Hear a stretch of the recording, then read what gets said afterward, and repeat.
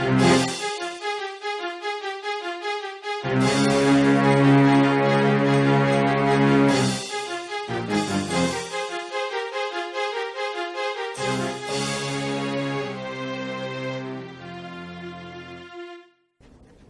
how did it happen that we wind up with a front page article of the Gazette about this death in May of 2016? 71 years later, we get the big story on this little tiny death in the Gazette. How did this happen? Dennis Blocker is going to tell you his story of how this happened. Thank you. Well, I'm going to ask Dennis to lead us in the Pledge of Allegiance first. okay. Right there. Sounds good. Thank you.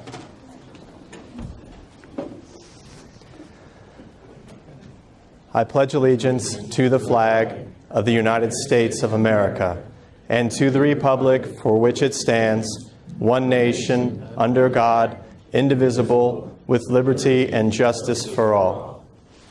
Thank you. Thank you all for being here tonight. This has been quite a journey for me, 14 years in the making.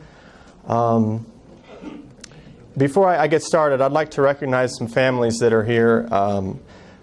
The crew of the gunboat LCI 449, there was 70 guys in that crew, 7 officers, 63 enlisted men. And of that 70 group of 70 fellas, there's 4 guys represented in this room tonight by their families. Me, myself, representing Seaman First Class Clifford Lemke, my mom's dad. Jerry Young, and Linda, can you raise your hands there? Anybody else representing Leroy Young? Can you all raise your hand? Thank you. And then Peggy and Tom for Robert Minnick. And the Bedell family for Leo Bedell, Ensign Leo Bedell. Can you all raise your hand? Thank you. I want to give everybody a clap, please. Now, what's remarkable about that is that that's a group of 70 guys, and there's 4 families represented in this room tonight in little old Medina, Ohio, and that's remarkable. Who isn't here tonight are the families of William Corkins, who was from Cincinnati, and then we got Leroy Young, Robert Minnick, John Overchuck, who is from Parma, and I was up in Parma a couple days ago at the library there and talking to them.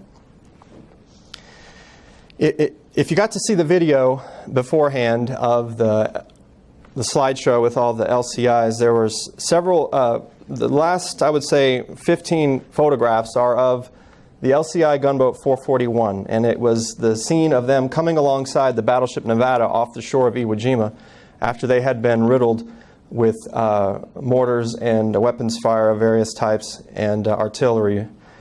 They pulled up alongside the Nevada to get help with their severe casualties that they incurred on this recon mission.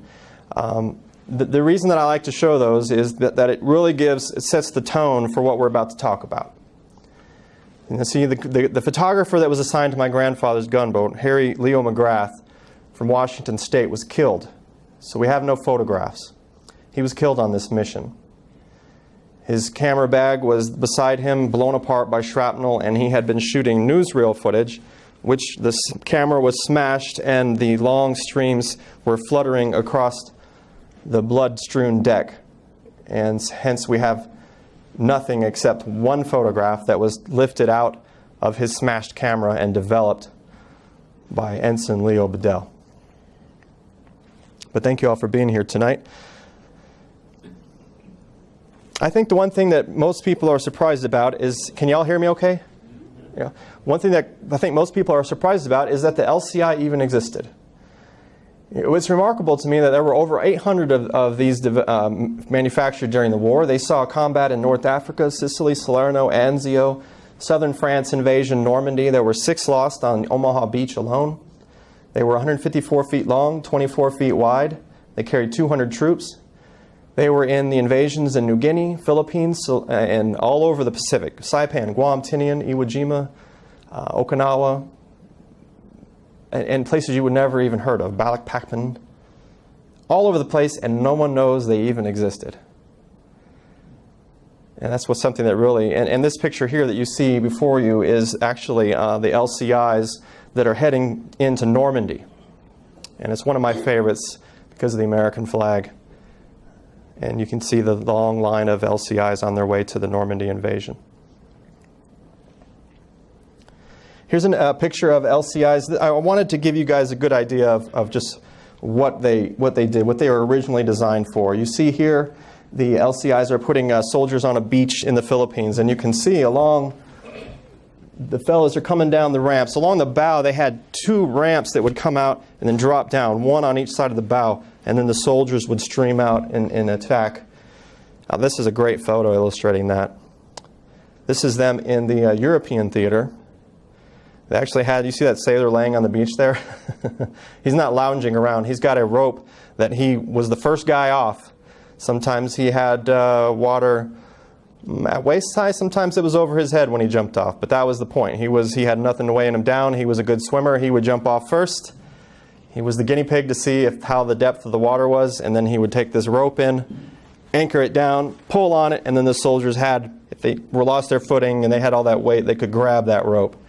Took a lot of guts to be that guy. Because the Germans aren't exactly welcoming him there. On November 20th, 1943, the United States Marine Corps and the U.S. Navy approached the island of Baishio, which was in the Tarawa Atoll. The information that the Marines and the Navy had been basing their invasion plans on were from charts that the British had warned them were what they called dodging, which meant they weren't to be trusted. But they went ahead with the plans, and they says the big issue was going into the beach, would there be enough water over the reef that the Marines would be able to get all the way in?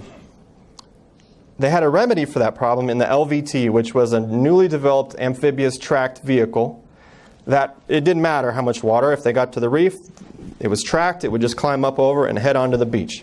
The problem was they only had 300 manufactured at the time. And they asked, well, can we have them? And they said they were guarding them. No, we only have these 300. We'll give you half. And then we'll give you LCVPs, which are the craft that we commonly see hitting the beaches at Normandy, where the lands and then the ramp comes down. The problem with those is it's highly dependent on how much water is over the reef. That was the whole issue. Now they were told, don't worry about it, there'll be plenty of water. So for the Marines who went on LVTs, they went in, hit the reef, went right on in, no problem. They were followed by the LCVPs, and when they went in, they hit against the reef.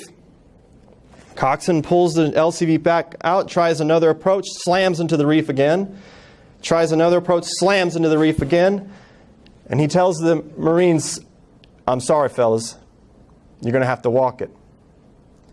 The fellow drops the ramp, and the Marines jump off into water, which is waist and chest deep. And sometimes on the way in, they stepped in shell craters that were over their head, and they drowned. The key problem was that the water was up to their waist. Have you ever been to the beach and you tried running out into the surf? You didn't get very far, right? Before you toppled over by the waves and everybody laughs at you.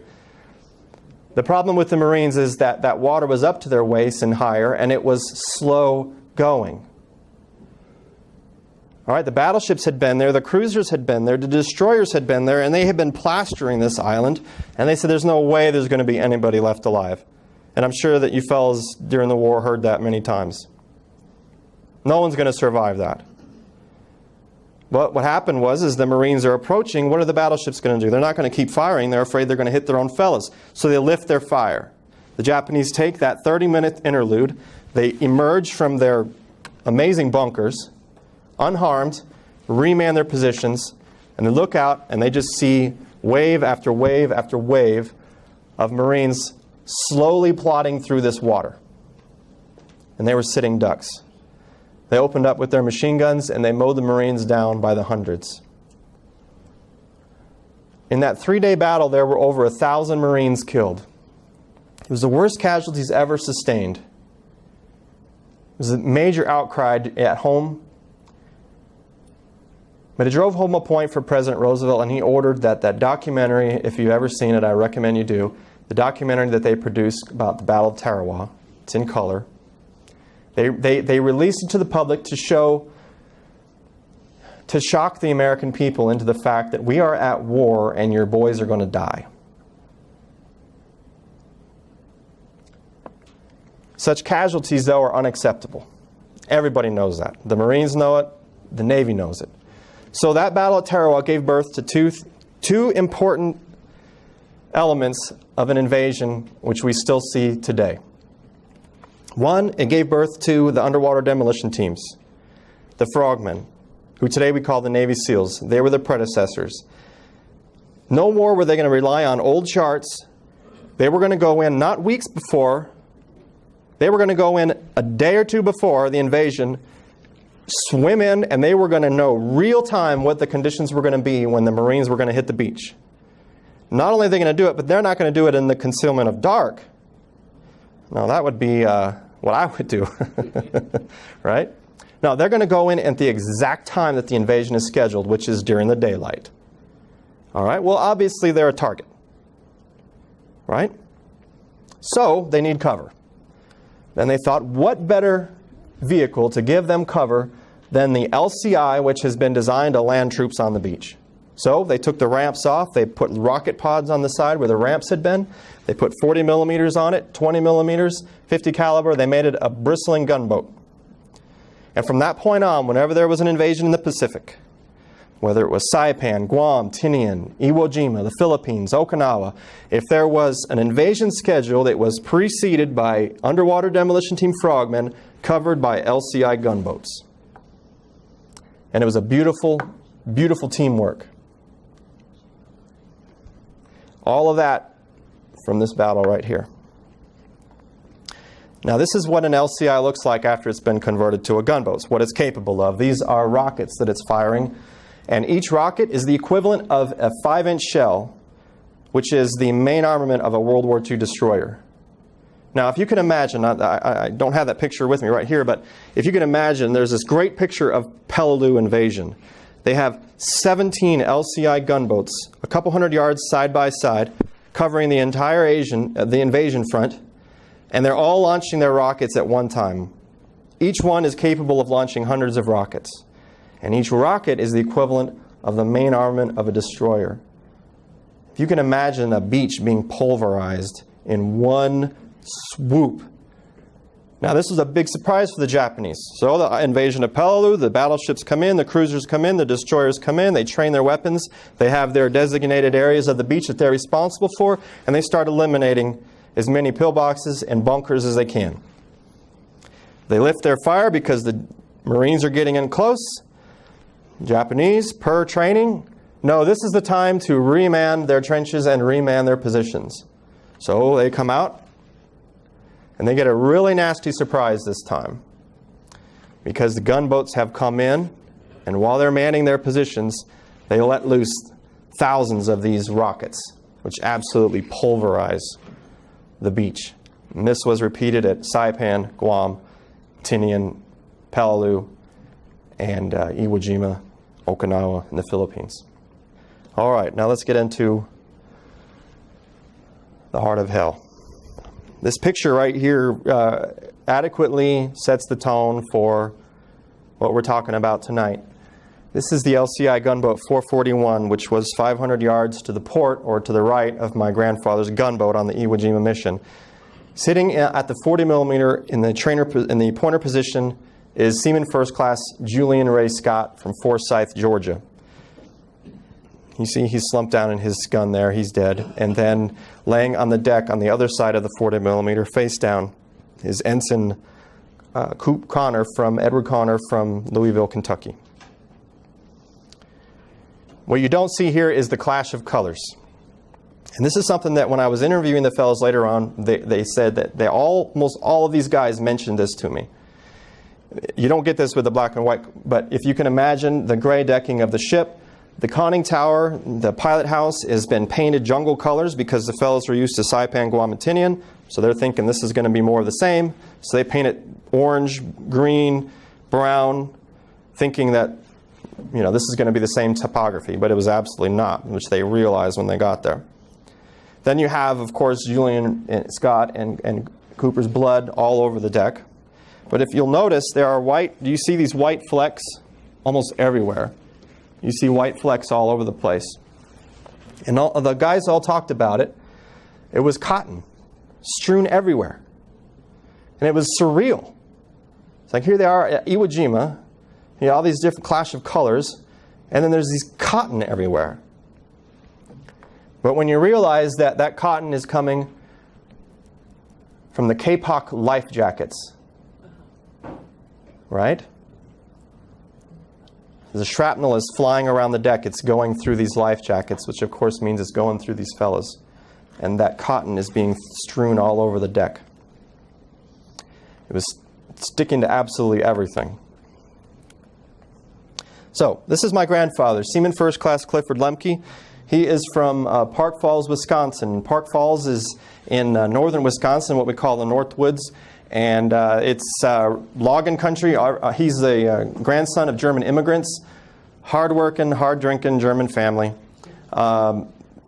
Everybody, all of his uncles, he's got 4 uncles, they're all loggers. But his dad is a carpenter. And if you think about it in the context of the Great Depression, it was a brilliant move on his part. Because you're always going to need a carpenter. Whether it was the city asking him to do a job, or people around town, and they would say that sometimes he got paid with chickens and pies and things like that for work that he did. But he was a carpenter. When I went to Park Falls to research my grandfather, we stayed at the home of Eva Lemke, one of his nieces, and I was told that my great-grandpa had actually installed the cabinets in the home there. So I walked into the kitchen and I grabbed a hold of the cabinets and I went, because I wanted to see the quality of his work. And they didn't budge. They didn't even creak. I was like, man, that's what a testament to the quality of the work that he did. That over 50 years later, it was still rock solid. That work ethic and that integrity was given to his son, my grandfather. On December 7th, 1941, he was 17 years old. He goes to his dad, Fred, and he says, Pops, I want to go in. Everybody's going in. All my buddies are going in. I want to join. But the recruiter there says that I need your autograph, your signature, because I'm 17. And Fred says, I'm not signing. You see, Fred had served in World War I. And in World War I, he had served in the ambulance corps. Which, by the way, for me to find out, when I was in Park Falls doing the research, and I was visiting with Sally Meeks, and she handed me that 100-year-old photograph for me to keep. And I looked at it, and I saw my great-grandpa sitting on an ambulance in France in 1918.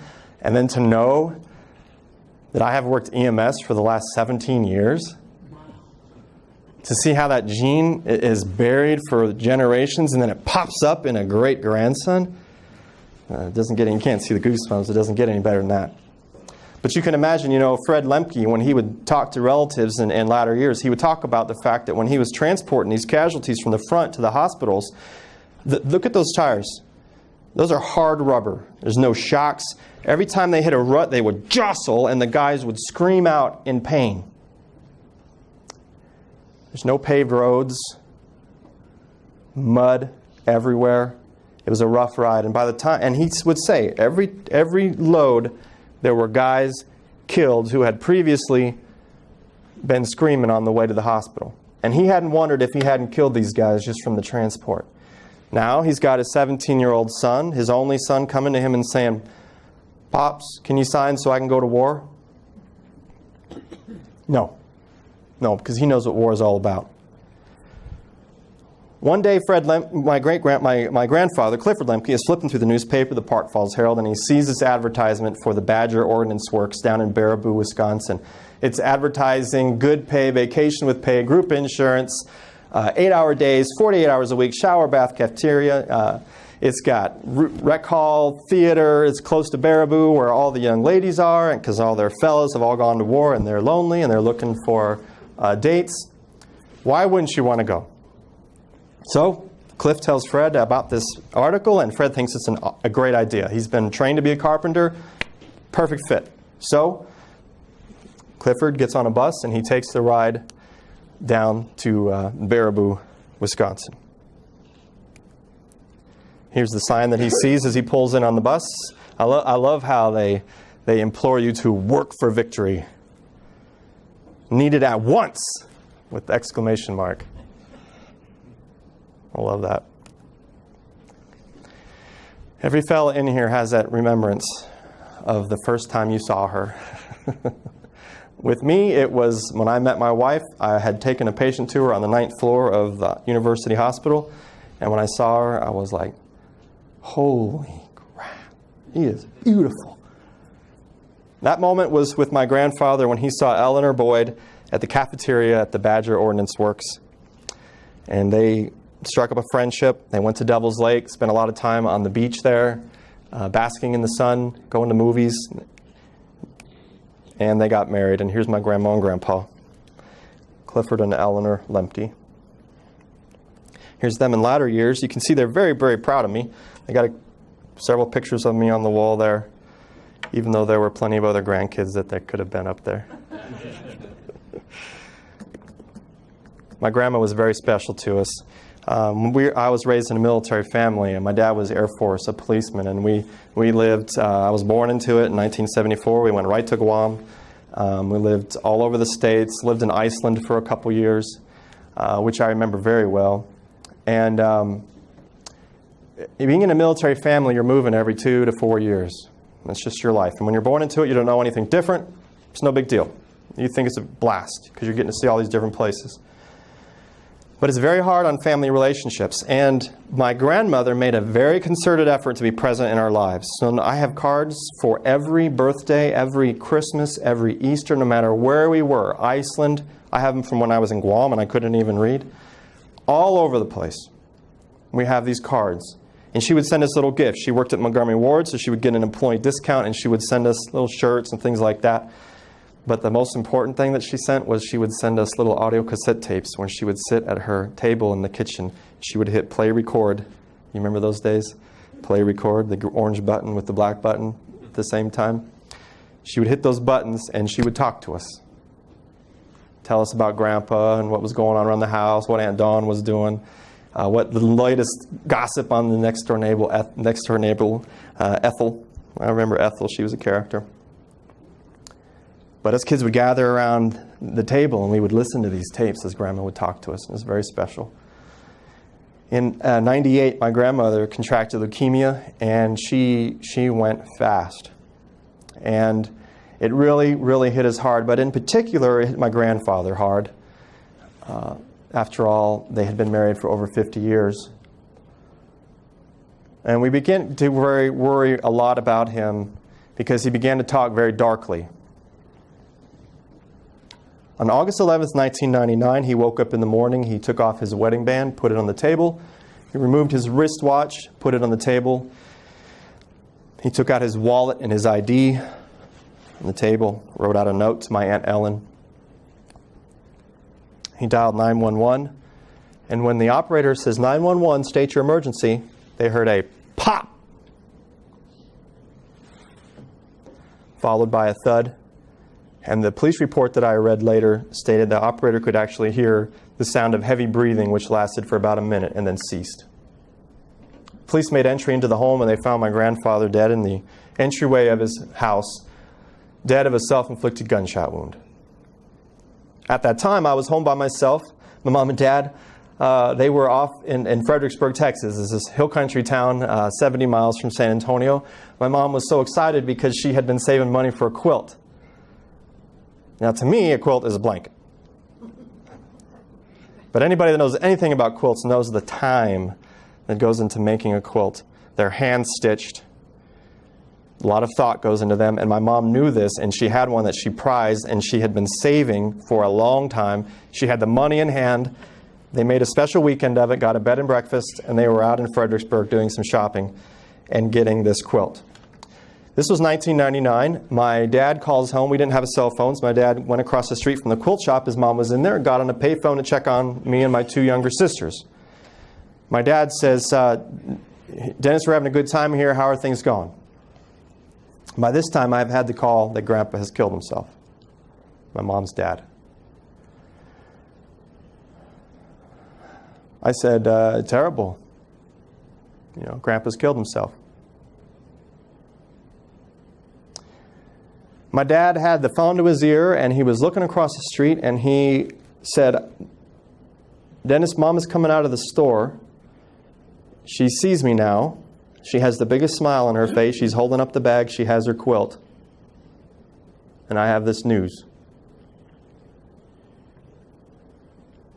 He says, get your sisters together. We'll tell Mom tonight at home. You see, my dad didn't want to ruin Fredericksburg for Mom. Do you know he went that whole day shopping with Mom? When she asked, what do you think about this? How does this look? Oh, it looks good. I think you should get it. What about this purse? Oh, I think it looks great.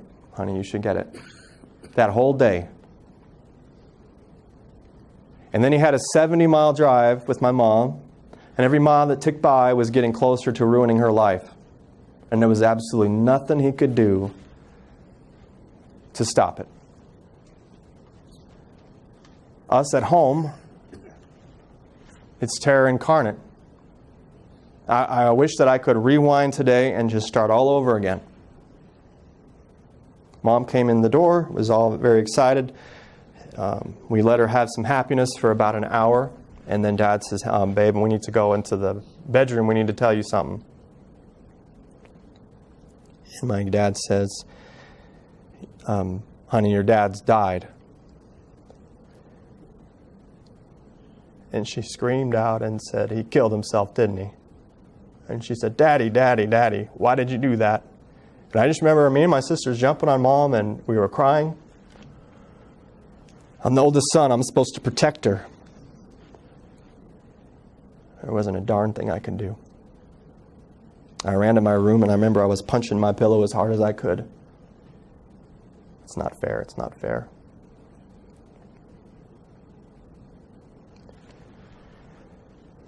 My dad called me one day, and he says, can you please come by the house? Mom's having a really hard time. I went to the house. She was crying at the kitchen table. I was massaging her shoulders. She surprised me. She spun around and looked me dead in the eye with tears running down her cheeks with this intense look on her face. She said, Dennis, I want you to find out what happened to Daddy during the war. I says, why? She says, I have to know why he couldn't sit through a World War II documentary without crying. I have to know why when we were kids, we would hear him scream out in the middle of the night. And we would ask Mom about it, and she would just hush us and tell us not to worry. I have to know why he couldn't even sleep in the same room with Grandma. She says, I think something terrible happened to him. So, of course, I said I would try and find out what happened. Did I think I would find anything? No, because all I had was a naval picture of him, but Atlantic, Pacific, stateside. Then, what ship? I had no clue. My mom reminded me of a hobby I had when I was a teenager and younger, that I would collect World War II veteran autographs. And I would look in the paper and see different associations that were coming to town for a reunion, and get to meet Chuck Yeager and the World War II Fighter Pilot Aces Association, and the Doolittle Raiders and the 3rd Marine Division, and all these different ships that would come in with their fellas. And I'd be down there with my little book, and this was the book. And there was one autograph that I got that would be the first clue. And you can see it here. War Against Japan by the Associated Press. And you can see LCI 449. My grandpa had signed it. 2 years, 6 months, 43 to 45. Then my mom says, I think he circled an island. There's a map in the book, and he circled some islands where he had been. He circled Guam, the Marianas, and Iwo Jima. Okay, so I know LCI 449, Pacific, Iwo Jima, Marianas. I couldn't believe it when I saw Iwo Jima. I was a World War II nut. World War II guys have been my heroes since I was old enough. Matter of fact, the first movie I remember watching as a kid, it wasn't Mary Poppins or the Wizard of Oz. It was Von Ryan's Express with Frank Sinatra. I remember that because it made quite an impression on me, because the Americans, I loved their attitude and how flippant they were about everything and cocky they were. And I loved the British because they were always trying to escape all the time, and there was protocol and certain ways things had to be done. And then there was the Germans, who of course were the best dressed of World War II. So for me to see Iwo Jima, my grandfather, I couldn't believe it. My big break came when I was downtown San Antonio, and I'm walking down, and there's fellas walking around with hats just like yours, sir. Blue hats with the yellow lettering, and said LCI Association. There was a reunion in downtown San Antonio. And I was like a kid in a candy shop. I'm running everywhere like a madman, stopping everybody I see. My grandpa was on an LCI. Oh, yeah, son? Which one? I says 449. Oh, I was on the 537 or the 629 or the 1091. 1091? How many of these things are there? It's like I'm never going to find anybody from the 449. Anybody here ever been to San Antonio? All right. So you can picture what I'm about to say. I was down at the Riverwalk, and there's all these tables along the river, and you can have some breakfast or lunch or whatever, some nice dinner. There's two fellas that are hunched over a table. They're kind of messing with the tab. I can see their plates are empty, and they're kind of pushing their tab around a little bit, and they're reaching for their wallets. And I said, my grandpa was on an LCI, and they didn't look. I'm over here. They didn't look at me. They says, oh, yeah, son, which one? I said, 449. 449? I said, yes, sir. He said, son, was your grandpa at Iwo Jima? I says, yes, sir. And his next question to me would set what would be the next 14 years. He said, did he survive? Yes, sir. Why? He said, son, your grandpa's gunboat was on a recon mission 2 days before the invasion of Iwo Jima. 2 days before the Marines were even there. Your grandpa was there with this gunboat group doing a recon, and your grandpa's gunboat was hit 3 times by Japanese mortars and raked by weapons fire. Your grandpa's crew of 70 had 21 killed and 22 wounded. Did your grandpa ever tell you that the skipper of that gunboat got the Medal of Honor, the first for Iwo Jima? No, sir. He says, well, there's an amazing story in there. He says, I'll tell you what, son, we're here for 3 more days. When I get home, I'm going to send you a current roster of everybody in our association from the LCI 449. About a week later, I got a list of 14 names. Calling everybody: Hightower, Overchuck, Hildebrand, Bedell, Hallett, Banco. I'm calling all these fellas. And then these fellas, new guys. To this point right now, where I'm standing in front of you now, of that 70 guys, I've found 63. Of the 21 that were killed, I found family for every single one. Many represented in here tonight.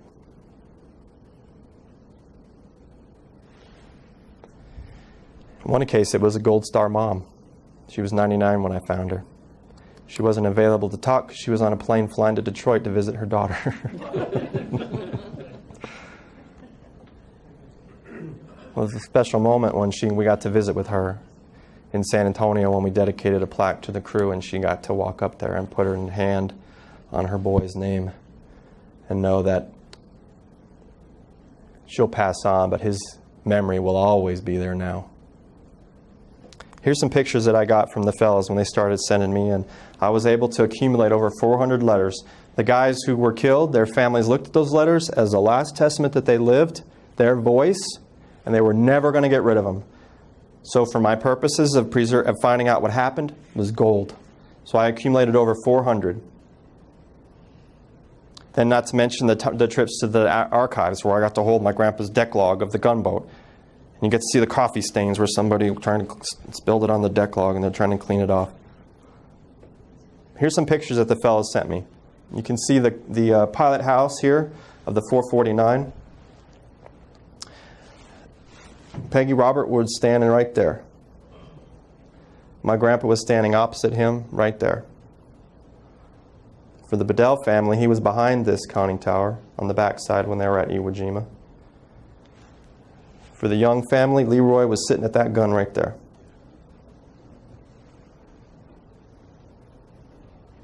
Here's a forward look. If you were standing in front of this conning tower here looking forward, you can see the two 40-millimeter barrels.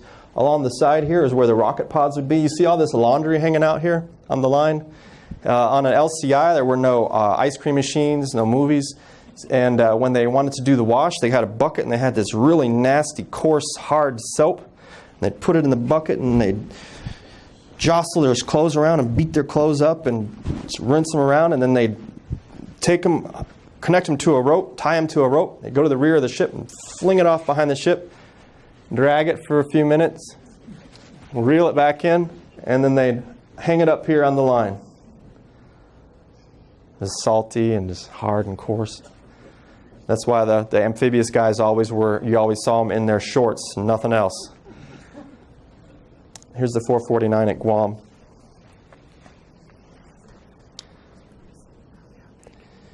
Here's Robert Minnick. His niece is here today. Robert was one of those kids that is good at anything he does. He had that natural talent. It was good because he had a little bit of a rough upbringing. He didn't really know his dad too well, and his mom, who doted on him and loved him incredibly. But he made up for any absence of a father with his sports. His grandfather was important to him. He was an excellent baseball player. Rumors in the family are he was scouted by the Indians because the major league guys were all off in the service. They were looking for players. He was also good with his fists. This was found out the hard way by Charles Hightower on the 449 when Minnick challenged him to let's just poke it around a little bit. And Hightower's like, I'm not too good at this. And he's like, me either. And he gets on there, book. Minnick was good. He was real good. Here's a picture of Robert with his nephew, who was very, very proud of him. Proud of his uncle. Minnick was, when they were getting ready to go into the Iwo Jima mission, Minnick was very nervous. Typically, young guys, the reason they send 17 and 18 and 19-year-olds to war is that they feel immortal, right? They look at it as some excitement, an adventure. But Minnick was getting looking very circumspectly. He was looking inward, and he was scared, as he should have been. And he went to John Overchuck from Parma, Ohio. He went to John. John was one of those guys who took guys under his wing, one of them being my grandpa. And he confided into John that he was scared. And Overchuck had been through the Marshall's campaign on the 449. He'd been through Saipan, Guam, Tinian. He told Minnick, don't worry about it. We've been in 5 invasions already. We go in, we fire off the rockets, we cover the frogmen, we come out, and nothing ever happens to us. This is Leroy Young. This is Leroy. He's from Medina. When I was researching him, I came to this library, and I went up to the area where they have the newspapers, and there was an obituary, a list in the card file for death notices.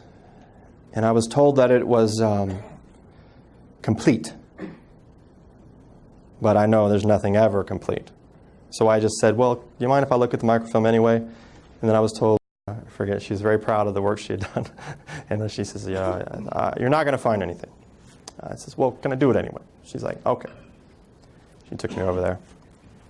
I pulled up the microfiche, and you saw the article that was shown to you that showed that he had been killed.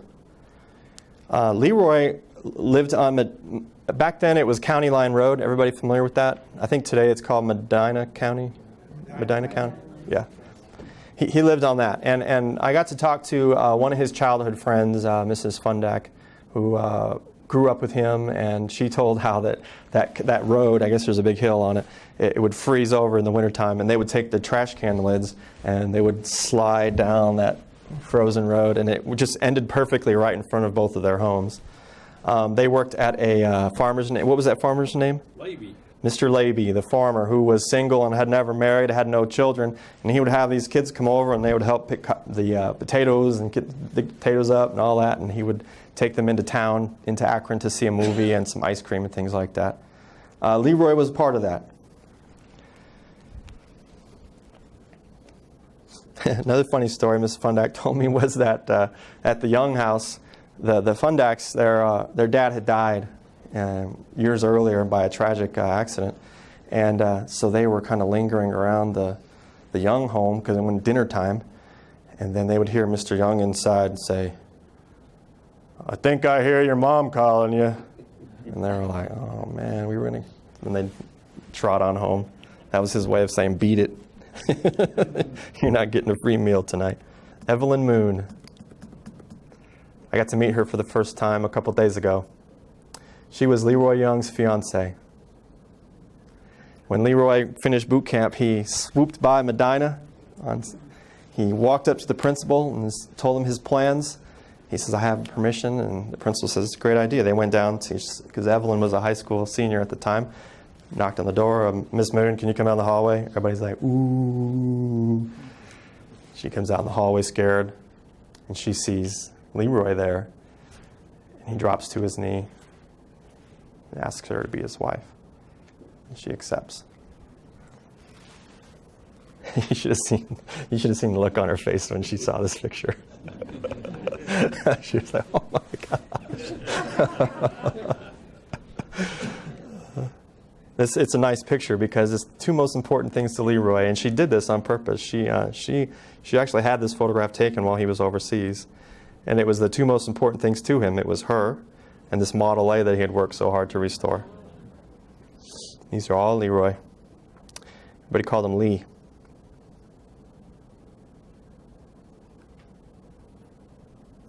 This is my favorite picture of them. I love this picture. On February 11th, 1945, the 449 gunboat was at Saipan. They were topping their fuel and their ammunition off. They had just had practice exercises at Ulithi.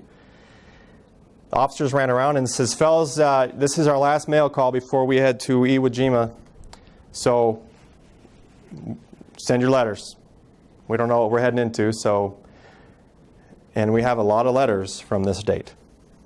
February 11th, 1945. Leroy writes her, "My dearest darling, this is the first chance I've had to write for a few days, so I better drop a line. This may be the last letter for a few more days, I'm not sure. Even if I haven't been able to write, I've thought of you every second. I miss you more than words can tell. The last few days have gone pretty well, even if they haven't been much fun. You don't know how much I miss you, honey. Words can't explain it at all. Oh, why do they have wars? I love you, dearest, and until we can be together, I'll wait with high hopes. You are worth waiting for. We can't tell anything is the reason it's so hard to write a letter. Well, honey, I don't know if I will be able to mail this or not, so I will make it a very short letter. I may not hear from you for several days, but I will keep my hopes up. Just remember, when you're in doubts, that I will always love you no matter what may come up. You are my girl, and I love you as much as anyone could ever love a person. I will close for now with all my love forever. From the fellow who wants you for his wife, Lee." And then he put, "I love you truly." And that was a little play on words that she had come up with, because she called him Lee. So she says, "I love you true, Lee." John Overchuck, he's the grandson of Russian immigrants, and he is an avid dancer. He would regale the crew and jump up on top of the table in the galley, and he'd bust some moves. Lawrence Bozarth would walk over to the radio and turn it up, and Overchuck would be dancing on the top of the table there. Sometimes he'd fall off. The rogue wave would come through, and the ship would jostle, and everybody would be cracking up. When he's in the Pacific, he gets word that his mother has passed away unexpectedly. The skipper calls him in his office and says, "Overchuck, your mom has passed away. You're allowed to leave if you want to go home." He says, "Skipper, I'd like to." So he went home. And what really surprises me is that he made the effort to get back to the 449. That is no small feat. Usually you would just go to a disbursement center, then they would reassign you. But he put all that extra effort into getting back to his guys, his crew, getting back to Minnick, getting back to Lemke. These guys he was their rock for these young guys. So the crew was really surprised one day when he showed up in a small boat beside the ship. Can you see in this picture, can you see his love of dancing with that broomstick? When you look at it, it's obvious. I can just picture Fred Astaire, with that broom, or Gene Kelly. Got his hip kind of cocked out. Bill Corkins is from Cincinnati. He's a father of 2 boys. He's married. He stands to inherit his dad's chemical business. And he tells his dad that he doesn't want it. He wants to be a farmer. He had done, during the summers in school, he would go off and work the farmer's land for 3 months during the break. And he loved the smell of the soil and the dirt in his hands and the hard work and seeing the crops come up from all of his labor. And he wanted to do it. That's what he wanted to do. He's a fun-loving guy, though. You can see him here in Honolulu wearing a grass skirt, dancing with one of the hula girls there. Here he is aboard ship. Bill Corkins, Ensign Corkins. Here he is on Saipan in an old Japanese cell there. He can't tell very well, but he's got a saw in his hands. Here's his wife, Dottie. Here he is with his boys, Bill and Jim. And here is Leo Bedell. His father was James Baldelli, and Italian immigrants, and it was a lot of racism,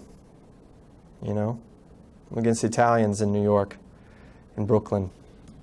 And he faced it every day, and he got tired of it. Matter of fact, the rich people would come by and order some cheese from his stand, and he'd, "Okay, sir," and then he'd scoop it in there and spit in it and wrap it up and give it to them. Get a little bit of an enjoyment out of watching that cheese go on down the road. He got an unusual offer one day. He got an offer from somebody living in Oklahoma City to be an apprentice printer. Why not? He takes a trip down there, changes his name to Bedell, meets his wife. They get married and they have Leo. Leo graduated from St. Vincent St. Mary High School, where I got to speak to the student body the other day. And he graduated from John Carroll University. Here he is on the far right with this rabbit. I love that photo. Those rabbits, what's funny to me is the rabbits, they look like they're handled like that all the time. They're just totally unconcerned. Here he is on this picture here, the second from the left. And here he is with Mary Jo Costigan, his fiancée. He proposed to her from San Francisco. He bought a ring in San Francisco, put it in an envelope. "Will you marry me?" Sent it. She gets this letter in the mail. Writes him back, "Okay." It's a different time, wasn't it? Different time. If I had tried that with my wife, she'd have said, "Try again." There's Leo on the right there with this big fish they caught off the 449. Here he is dead center with some of the other officers. Left to right, you've got Rufus Herring, who will receive the Medal of Honor. Bedell's roommate, Byron Yarborough, is next. He's from Auburn. And then, of course, Bedell in the center there. And then next to him is Frederick Cooper from Orange City, Iowa. And here in 2004, I had an interview I got to interview Leo. That's the same time I was here in Medina looking for information on Leroy. I actually when I was here in Medina, I had a American flag, and I had a little thing I typed up with my phone number on it. And I said, "I'm here from San Antonio, Texas, trying to find the family of Leroy Young, who died on a gunboat with my grandfather. If anyone knows them, please call me." And I took it and I put it in the city square by the memorial. There's a memorial there for war veterans. And I stuck that flag right there. But when I was up here, I stopped by Leo's house and we had a talk. I remember when I walked up to his house, he was in the backyard. He was hunched over a trap. He was trying to trap this pesky squirrel that had been tearing up his roof. And he was catching them and releasing them in the park miles away, making it somebody else's problem.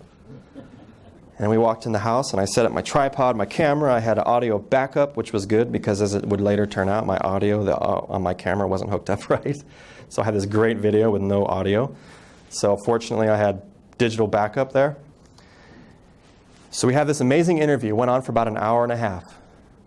We took a break. One of his boys, Terry, came by because we had been corresponding, and he wanted to meet me. So we took a break, and it was very hard on Leo, recounting those times.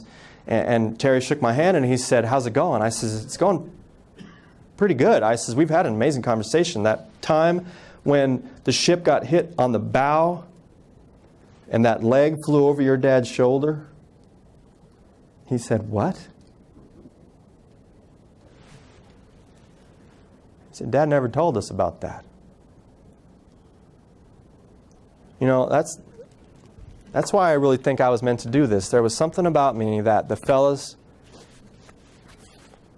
In this journey, I interviewed over 300 people. That's 300 people that I had to track down and convince to let a total stranger into the deepest, darkest day of their lives they hadn't even told their family about. Here's another picture of the crew. And here's a picture of the 20mm gun crew. You got Chuck Banco, Anthony Serene, Hillman Ryan, John Shire. Chuck Banco is always readily seen because he's got that bushy beard, and he was the only one on the ship that had that beard. And when they went to the Iwo Jima mission, the skipper sent word, "Hey, you guys, tell Banco to come down here." So, "Chuck, skipper wants to see you." He goes down. He's like, "Oh boy, what do I do now?" So, "Yes, skipper, you want to see me?" "Chuck, you need to shave the beard off. We're going into Iwo. If there's a fire, your beard's going to go poof." We can't have that. So you need to cut it off. He's like, "All right." He goes down below, shaves it off, and then he had a blast the entire day because nobody knew how this stranger got on the ship in the middle of the Pacific. I want to introduce you to Byron Yarbrough. He's the executive officer on the 449. He's the executive officer on the 449. He's the cop on the ship. He handles all the disciplinary issues. It's a lonely job. Right? It's a lonely job. It's a dangerous job. If you don't do it right, you might disappear in the middle of the night on watch. Right? In the morning, "Hey, anybody seen Yarbrough?" "No, I ain't seen him." Guys disappeared like that in the middle of the night out in the Pacific. But he was good at it. He had a knack for it. He could discipline the fellas, but he wasn't a jerk about it, and the guys respected him. One of his other jobs, he had to censor the mail. All right? This is all going to tie into something very important. When these guys are, when the 449 is at Saipan, anybody, you guys have been to Saipan? Were you in the Pacific? Yes, sir. When these guys were at Saipan, the Marines were pushing north. And the Japanese army is falling back, and the Marines are relentless. Pushing, pushing, pushing, pushing. Interesting thing about Saipan is it's the first island where the Americans have invaded where there's an actual Japanese civilian population that have been there for centuries. So the Marines are pushing north. The Japanese military, for some reason, tells the Japanese civilians that, and I see the United States Marine Corps. Were you in the Marines, sir? All right, well, you'll appreciate what I'm about to say. The Japanese military told the civilians that in order to be a Marine, you had to have been in penitentiary, you were in prison, and you were released on condition that you had to serve in the Marine Corps. They were known to pillage and burn villages to the ground, and they would spare no one. They would kill the women and the children, and they would kill everybody, even the dogs. There was nobody going to be spared by the Marines. All right, well, the Japanese civilians highly revere their military. And they believe them. There was one other thing they were told. They were told that the Marines were known cannibals. All right, now put yourself, anybody, any of the fellows in here, any dads? Any dads in here? All right, same here. Put yourself in the position of a Japanese father on Saipan. You're looking on that hill, and you see this enemy, which are so powerful, they're defeating your military, which you had assumed was the best on the planet. And they're losing. You turn around and you see the ocean and cliffs. And you know what this military is capable of doing, what the Marines are going to do once they get a hold of your family. So the Japanese fathers would gather their families off of Marpy Point. They'd get in a big circle, and the dad would bring out a hand grenade in the middle and pull the pin and blow up his family and himself. The next family would come up and they would push them off the cliffs of Marpy Point, and they would repeat this over and over and over again. And if the family didn't have a grenade, the mom and dad would grab their oldest child, because they were going to put up a fight. They'd grab them first, throw them off, then work down till the mother went off the cliff and dropped the baby, and then calmly stepped off, followed by the dad. Now, if anybody hesitated, there was a Japanese soldier there to shoot them and then kick them off. They did this in the hundreds, day after day after day. Now, meanwhile, here is the LCI 449 floating off of Marpy Point with Japanese interpreter aboard. Please don't do this. Stop this madness. You're going to be well treated. Continues. The real horror happens a few days later when the bodies start to surface again. And now they're decomposing, they're full of gas, and the flies that have been on Saipan come out and they land on the bodies of all of these children and babies and moms and dads, and then they descend on the gunboats. And they get in the food and the linen and the bedding. They get into everything. And the fellows describe these flies as the kind that when you were eating, you would actually have to physically push them off of your mouth or push them off of your food, because if you swatted, they didn't care less. They put screening up over the portholes. Didn't matter. As soon as you open the hatch, they all come in. Word comes down from the medical director, we've got to get rid of these bodies. This is becoming a medical emergency. I know you guys don't want to do this. They pass out rifles, and the guys are shooting the bodies of these children and the babies. These are fellas that my grandfather, that the year before, were at the Rex Theater in Park Falls watching a John Wayne movie, eating popcorn. And now, there's this scene. What it does to their psyche, it tells them, we're never getting home. We're going to have to kill every single Japanese to get home. And we're not going to get home until 1947, 1948, if ever. Because if they're willing to do this here, what's going to happen when we hit the main islands of Japan? So the letters change in their tone after this. The guys, they get very dark. They become very emotional. They start saying, I love you a lot in their letters, which you noticed in Leroy Young's. They start seeing their mortality, and they know their days are numbered. And this plays out in Byron Yarborough's life, because he's the guy censor in the mail, and he's reading these letters from all these guys to their fiancés and their wives and their loved ones. I love you so much. Remember in San Diego we had that wonderful time, and tell the kids I love them. And sometimes he opens a letter coming from the States, and it's got a lipstick kiss on it. See, Byron doesn't have a girlfriend. He has no wife. He's going to die out there, and he's never going to have loved anybody. He's never going to have known what these guys have. And it's killing him. Cordial, Georgia is 24-year-old Betty Jones. She's at the family store, or minding the store, and she gets this wonderful offer from her uncle to go to nursing school. He'll pay for it. Mama says, you're not going anywhere. Your job is to stay here and mind the family store and help Daddy run the store. So here's Betty Jones, beautiful lady, stuck in Cordial, Georgia, the watermelon capital of the world. All the guys her age are gone. They're all in the military. All of her girlfriends, they're gone. They took jobs in Atlanta and Washington, D.C. and New York. And what are they doing? They're writing her. Oh my gosh, we got to see Harry James Orchestra. We got to see Benny Goodman. You should see the celebrities that we've seen around here. The lights of New York. It's amazing. I wish she were here. Okay, here she is, minding the flies are going around her face.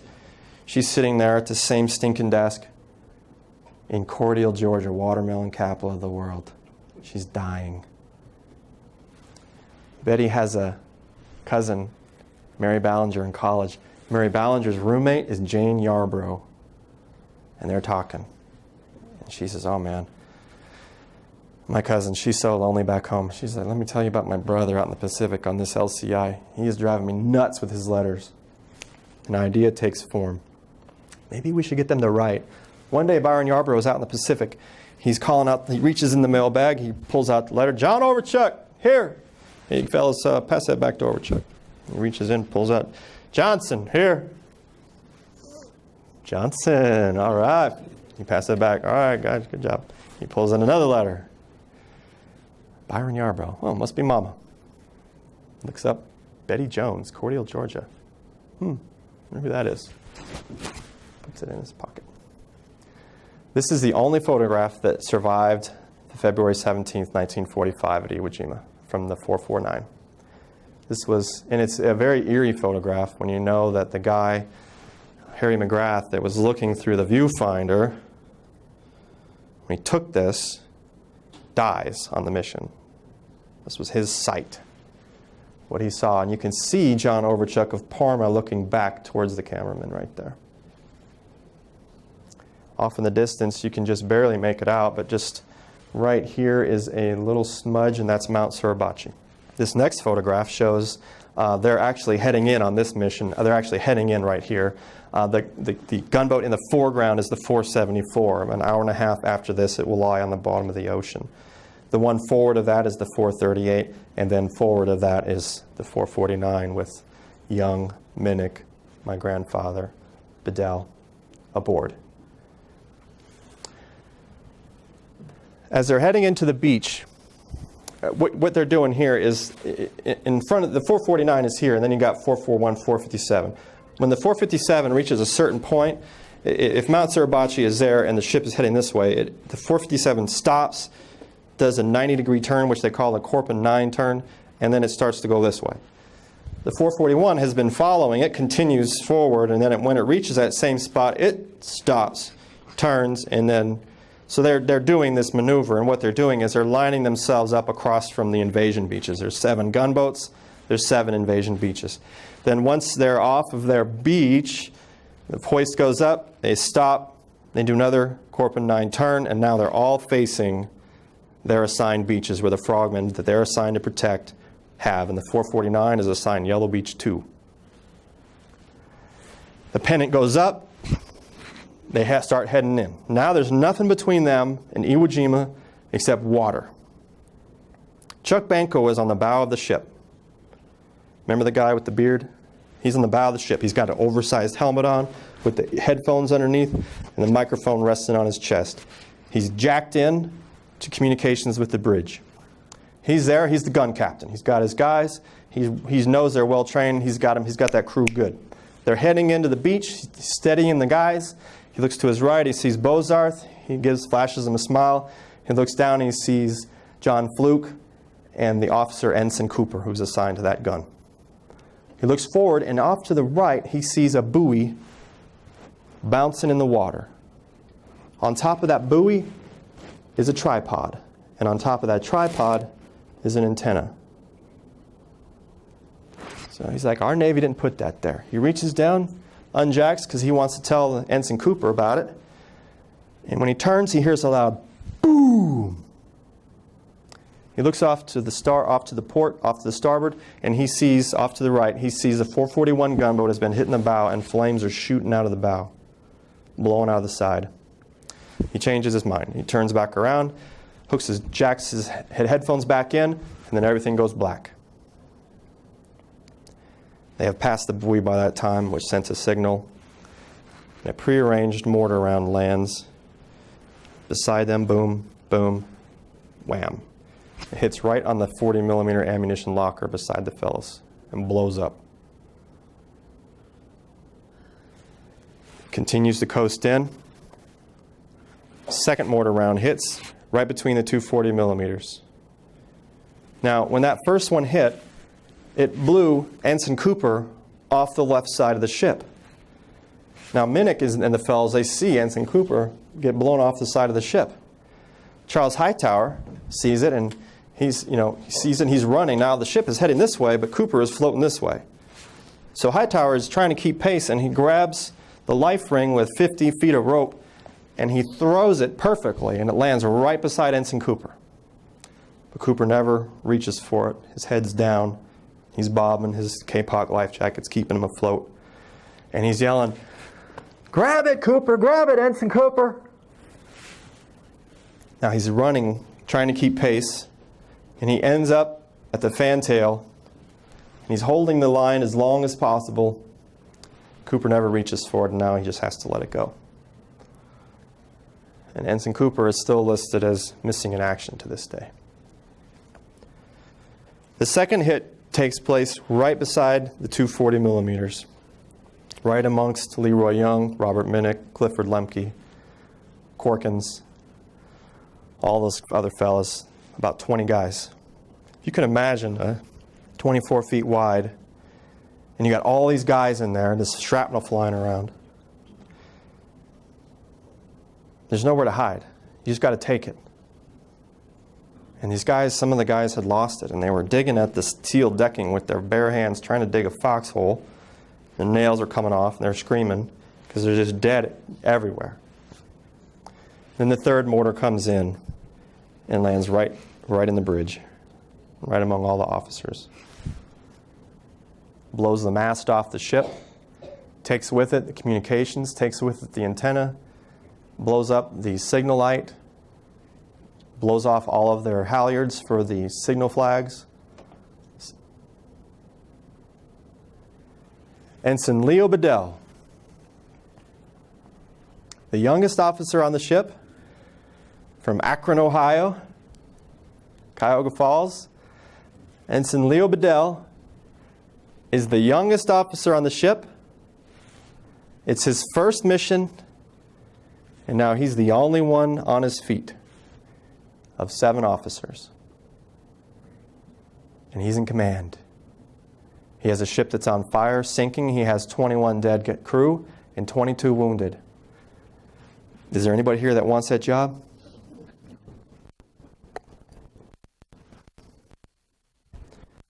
And Bedell steps up.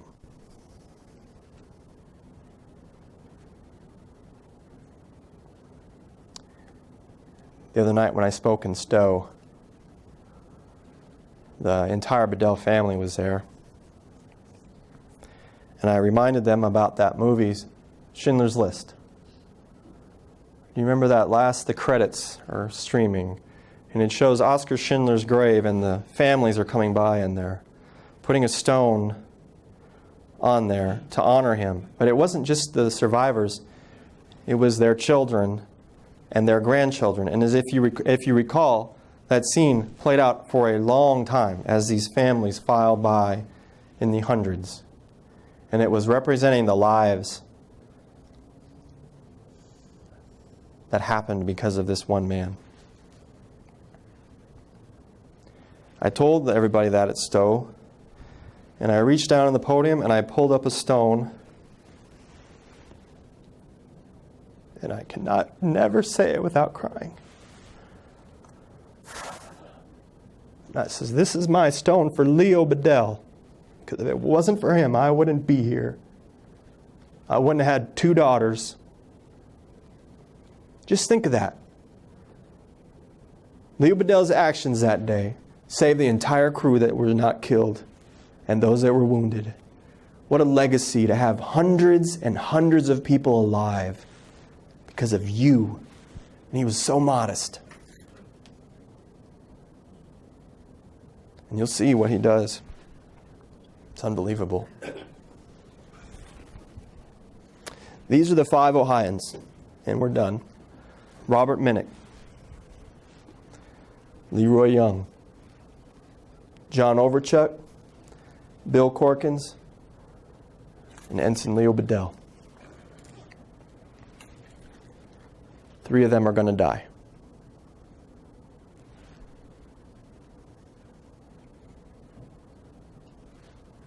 You know, when I look back at this journey, all the families that have their lives have been touched, the book, the reviews that have been coming in from the New York Post and the New York Journal of Books and the Naval Institute and the National Museum of the Pacific War, and then from the folks, just the average readers, talking about how that when they got done reading, they actually had blood in the palms of their hands from clenching so tight and crying. My mom, when I gave her the book, she cried for 2 hours straight, and she says, "Now I know. Now I know." You know, it all goes back. It goes back 14 years. The darkest day of our lives, when my mom says, "I want you to find out what happened to Daddy."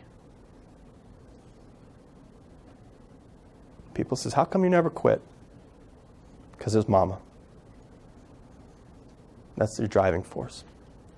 Well, I want to thank you all for coming tonight. Thank you all. Thank you.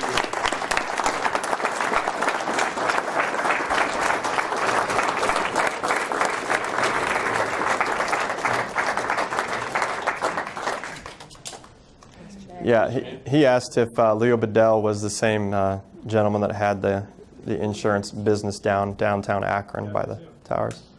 Yeah, he's got some family back there. Yeah, that's right now. Before I came up here, I met with a sketch artist and I gave her the copy of the book, and she's supposed to have it done by the time I get home. And we're going to sketch out a. We want to do the storyboards. We want to storyboard like 4 episodes. It can't be a movie because there's not enough time to develop the backstories on everybody. So we want to shoot for a mini series, like an 8-part kind of Band of Brothers. And the reviews that have been coming from the Naval Institute, and everybody compare it to the Band of Brothers. So that's a good thing. People say, why isn't on the cover of the book it's listed Mitch Weiss, not Dennis Blocker, and that was part of the price of nobody knowing who you are. And I went to Mitch with the interviews and everything, and he says, "Well, this is an amazing story, but this is going to be successful. We're going to have at least 200 or at least 20 interviews." And I says, "Well, I got 300." He was like, "What?" I says, "Yeah, I've got 300." He's like, "We should be good." And the part of that deal was that he didn't want to co-author with anybody. He was looking to branch out on his own. He's got a Pulitzer or this and that, and. My dad says, "What's your goal with the story?" When I told my dad that the, stipulations for getting this done. My dad says, "What's your goal with the story?" And I says, "Well, I want everybody to know what happened. Nobody knows that 2 days before the invasion of Iwo Jima, LCI Group 8 was there, 12 gunboats, and that this group of 700 sailors had 54 killed, 150 wounded. They got the Medal of Honor, 13 Navy Crosses, dozens of bronze and silver stars, Presidential Unit Citation, all in a span of 2 hours. Nobody knows it even happened. So I want to rectify that. I want everybody to know what happened to these guys, what they did. That when the historians say that the Japanese commander Kobayashi let the invasion beaches pile up with these Marines, but 2 days before, they were firing on them like crazy. Well, the reason that they were piling up on the beaches and not being shot at was because the guns that had been shooting at LCI Group 8, those beady-eyed sailors on those destroyers and cruisers and battleships and the command ship Estes were marking down on the chart everywhere they were seeing these things come in. And then the next 2 days, the battleship Nevada, Texas, and Tennessee went in their point-blank range, turned their 14 inchers right on those positions, and blew them out of the freaking mountain. And they were seen tumbling down, these artillery pieces tumbling down the side of Mount Suribachi. Those guns weren't there to shoot at the Marines coming in on the beaches that day. And nobody knows that that's all because of these group of LCI Group 8 that sacrificed themselves. And one of the things that came over the radio that day that one of the admirals says she thought should have been placed in the manual and the book of famous Navy sayings throughout this history. Don't give up the ship. Damn the torpedoes full speed ahead. I have not yet begun to fight. Remember those sayings? The admiral said that he thought a radio message he heard come over the radio on that mission should have been added. It was from the 469 gunboat, and the radio message came over. The entire fleet is there, and they're listening. All of a sudden they hear, come over the radio, Fires under control. Request permission to return to the line.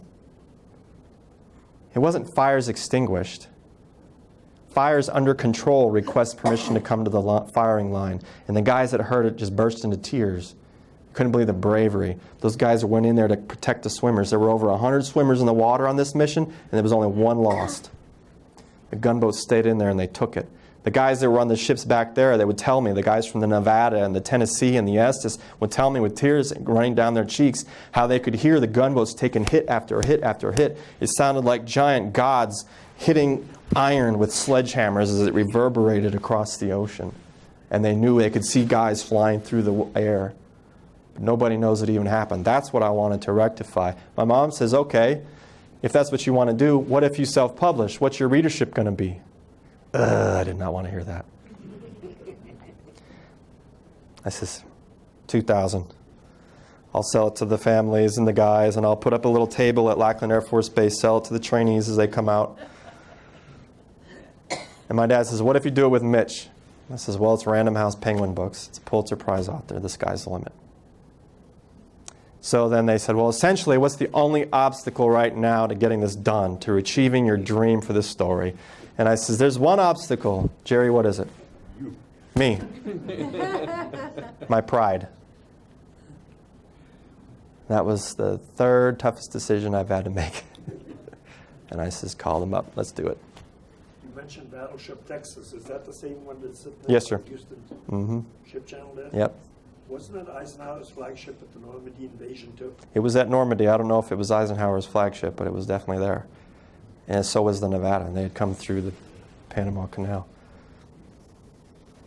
Okay.